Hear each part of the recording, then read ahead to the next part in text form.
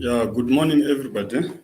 Yeah, this is the voice of Andrew Kawai, recording to you live on YouTube channel. Um, Yesterday, I had a broadcast, but as I told you that I'm using I was using an open source software.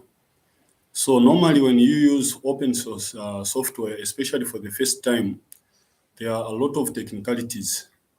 Yeah, so we keep learning. So today, my broadcast is being done direct on YouTube without using any third-party software. So since I'm new to YouTube as well, to YouTube broadcast as well, I am first of all asking for all participants or those people who are watching to at least advise me how you are receiving the signal, and at the same time you should be comparing with how the signal is when I'm doing it through a third-party software or during I mean direct on YouTube. So which one is giving you a best view?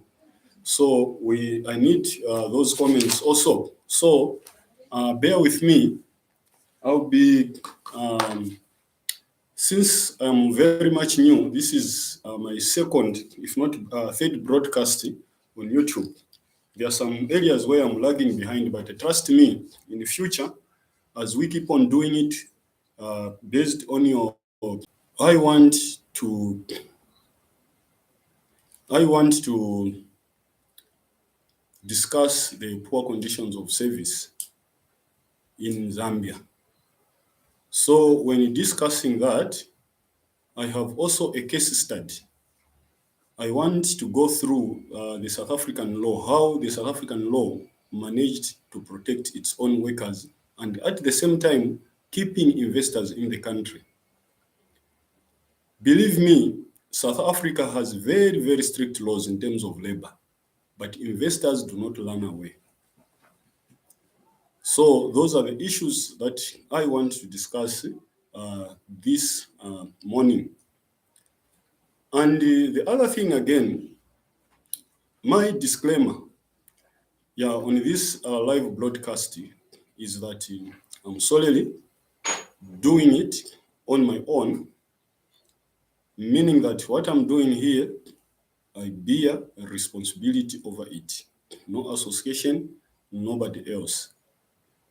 I know Zambia is a very, very strong democracy, is a country which respects democratic principles. As such, we are allowed to express ourselves as long as we do not obligate the cyber law. We have a cyber law in place which protects anyone. So if I injure anybody through my broadcasting, I'm liable to be subjected to the cyber law, which is a very tough law to start with. So bearing that in mind, I'll try as much as possible not to personalize this live broadcast, but to discuss issues.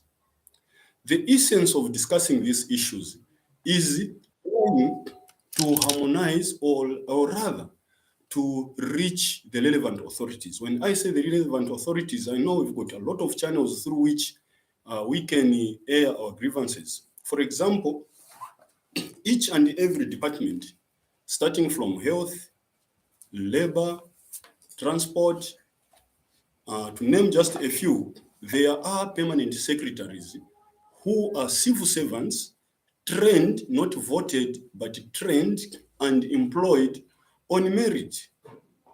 These are what, in other terms, we might call technocrats. They are government advisors.